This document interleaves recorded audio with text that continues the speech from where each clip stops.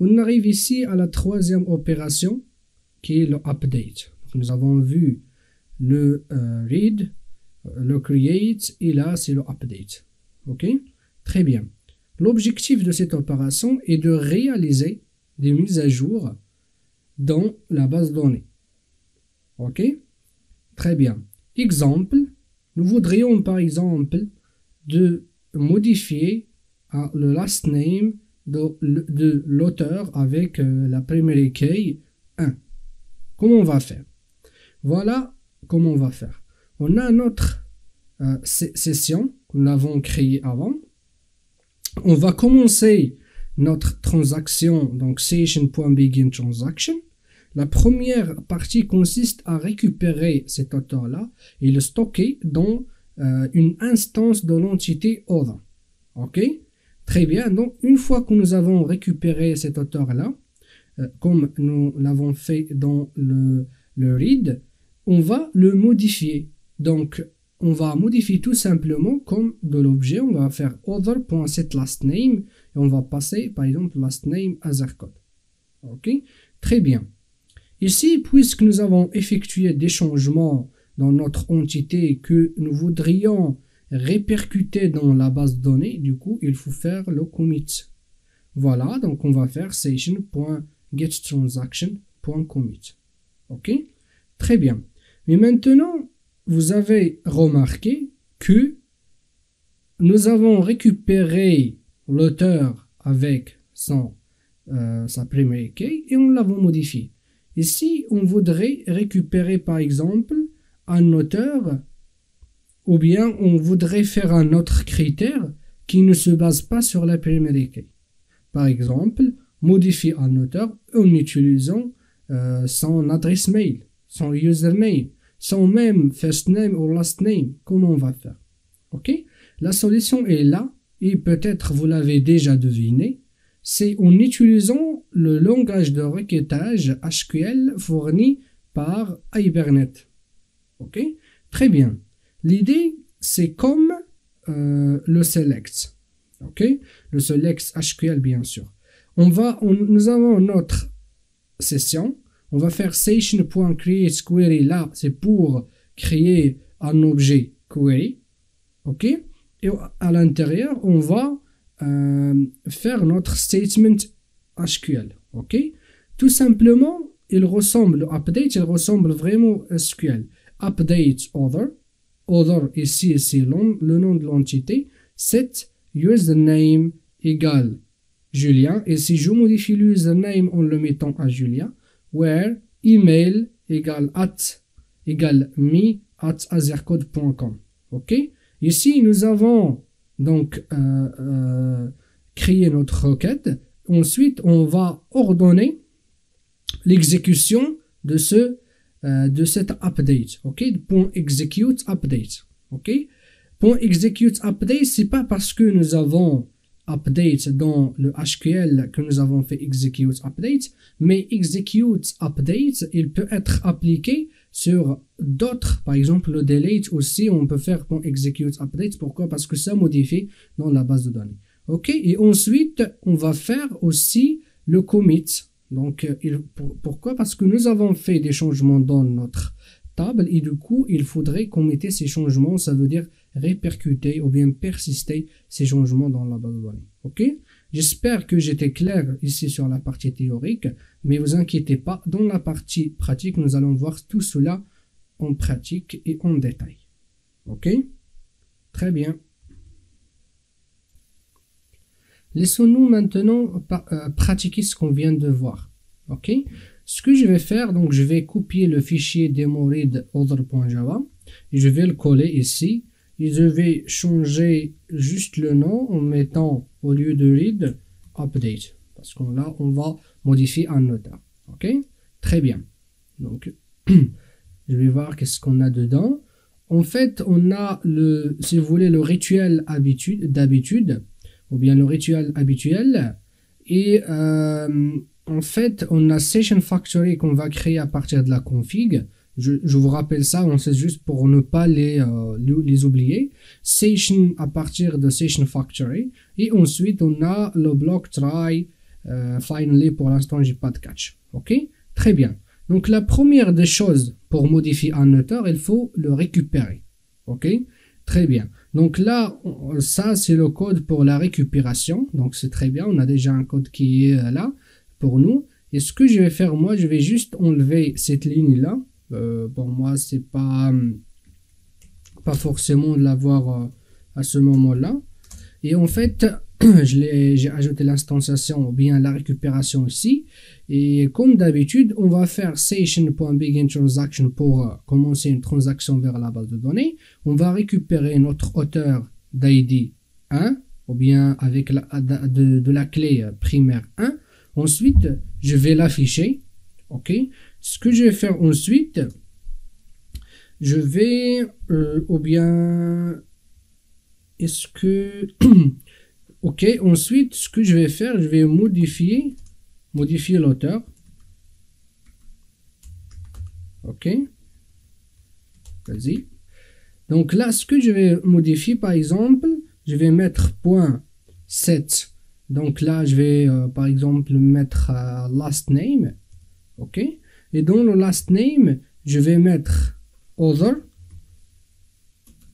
Ok, ou tout simplement dans le last name, je vais mettre allez, en last name, je vais mettre Azercode pour ne pas réfléchir trop. Hein. Ok, voilà, donc je modifie mon auteur, je fais .set last name Azercode. Donc ici, mon objet other, il a dans last name Azercode. Ok, très bien. Ensuite, est-ce que j'ai fait des changements que je voudrais répercuter dans la base de données? Oui, de ce fait-là, il faut committer. Tout simplement. Hein? Tout simplement. Comme j'ai dit, la règle, une fois que vous faites des changements que vous voulez répercuter dans votre base de données ou bien persister dans la base de données, il faut committer. S'il n'y a pas de commit, il n'y aura pas de persistance dans la base de données. Ok? Je vais faire CTRL S pour sauvegarder et je vais exécuter pour voir ce que ça donne. Ok? Très bien. Donc là, j'exécute.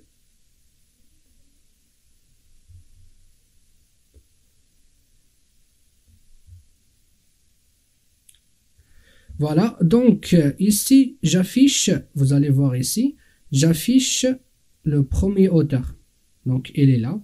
Donc, le first name, c'est Julien, le last name, c'est Toto. On est d'accord. Très bien. Donc là, ce que je vais faire, juste après, on a fait cette last name et qu'on a fait commit, regardez, on a une requête qui est partie à la base de données de type update other, cet email et ainsi de suite. Et puisque là, le last name a changé, le last name, ça va changer aussi côté base de données. Allez, on va vérifier sur dbvar. Ici, sur dbvar, dans le schéma library, la table other, je vais faire view data. OK? Et comme vous voyez ici, en fait, le last name, il n'a pas changé pour en fait, pour Julien d'ID 1. Ok, mais ce que je vais faire F5 parce qu'en fait, il n'a pas mis à jour.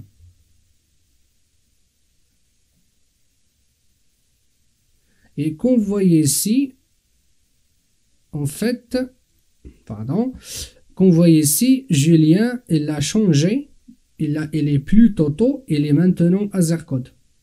Ok, trop bien, ça veut dire quoi? Ça veut dire que dans de mon code, ça marche très bien. Ok, très bien. Allez, revenons-nous maintenant sur Eclipse. Donc voilà, maintenant sur Eclipse, on sait très bien que ça marchait très bien. Et ce qu'on va faire maintenant, la question peut-être aussi qui se pose, c'est que comment on va modifier un auteur d'ID, pas d'ID, pardon, par exemple, adresse mail, azercode, ou bien mi@azercode.com. Ok? Très bien. Dans ce cas-là, en fait, on va passer aussi par le SQL que nous avons vu avant. Ok? Très bien. Donc, ce que je vais faire, je vais aussi copier celui-là. Ok? Je vais faire coller ici pour faire un autre exemple, pour ne pas mélanger en fait les démos. Donc, démo update grâce à HQL. Ok? Et je fais OK. Donc, je vais aller dans celui-là, démo, c'est pas celui-là, update SQL over. OK? Très bien. On a ici, on va commencer notre transaction. On va récupérer notre auteur. OK? Mais cette fois-ci, ça ne sera pas comme ça. OK? On va plutôt récupérer ou bien exécuter une requête qui permet de faire le update directement dans la base de données. On n'aura pas besoin de faire cette récupération de l'auteur. Et ça va nous permettre en fait de gagner du temps. Pourquoi? Et de performance. Pourquoi? Parce que avec cette configuration, on fait deux requêtes. La première requête est de récupérer l'auteur en question. La deuxième requête est de faire le update de cet auteur-là dans la base de données. Ok, là, on va voir autrement. Ok, très bien. La première des choses, je vais enlever ça. Donc là, on ne va pas récupérer des auteurs. On modifie directement. Je vais tout supprimer ici. On va modifier directement dans la base de données. Ok, donc, ok. Attends, ici, je vais mettre l'adresse mail égale ici azmi@azercode.com. Ok, très bien. Donc la première, on va utiliser notre session pour créer la requête. C'est très simple. Je ne sais pas pourquoi il me propose ça. Ok, la requête, il ressemble à SQL, tout simplement, pour le cas update. Donc, update, tout simplement, notre table other, ok. Là, ce que je fais, pour l'instant, je fais du SQL, mais il ne faut pas faire le SQL, ok. Update other, where, set, ok. Ce que je vais setter, par exemple, username. On a déjà Azercode. Cette fois-ci, on va mettre, par exemple, ici, Julien. OK. Where adresse égale. Et ici, dans l'adresse, c'est mis at azercode.com. OK. Ensuite, ce que je vais faire, tout simplement, execute update. Ok, très bien, parce que j'ai un update à faire et du coup on va faire execute update. Ok, très bien. Maintenant, donc ce que j'ai fait ici, c'est du quoi? C'est du SQL. Ok, il faut le traduire en SQL. Et comme j'ai dit, il faut juste garder en tête que le SQL, c'est du SQL en objet. Du coup, on n'a plus la notion de table ici, other, mais plutôt, quoi? C'est l'entité other. Ok, update other, set username. Là, c'est vraiment le username, le nom de votre attribut, Julien, where address égale me at azercode. Et si vous voulez, vous pouvez aller dans l'entité, ici, vous allez voir que le username, on a mis username comme ça, et pareil pour l'email. Ah, c'est pas adresse, pardon, c'est plutôt email. Du coup là, c'est email. Ok, très bien. Ensuite, je fais execute, et voilà. Check. Ok, et je commit les changements parce qu'en fait j'ai fait des changements. Très bien. Donc là, j'ai pas encore exécuté cette classe là. En fait, ce que je vais, avant de faire, avant de l'exécuter, on va aller voir qu'est-ce qu'on a dans la base de données. Donc, comme vous voyez ici, donc l'occurrence avec me@azercode.com, dans le username, on a azercode. Ok, il va changer maintenant en Julien, vous allez voir. Ok, on revient sur Eclipse. Je vais exécuter run as Java application.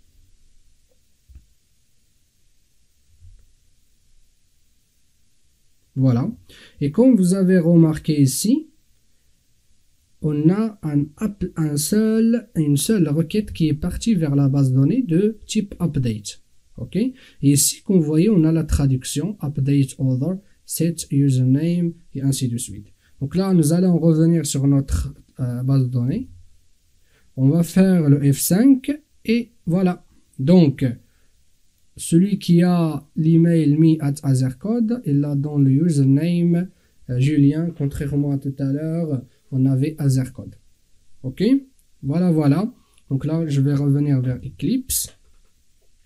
Donc voilà pour cette partie-là de l'utilisation de SQL. Et je le répète, et désolé pour les gens qui l'ont déjà compris, il faut que vous gardiez en tête que le SQL, c'est toujours un travail avec de l'objet. Ok, voilà. Et voilà, voilà. Donc, si vous avez des questions ou vous n'avez pas compris une partie, n'hésitez pas de me faire part de vos questions. Ok, très bien.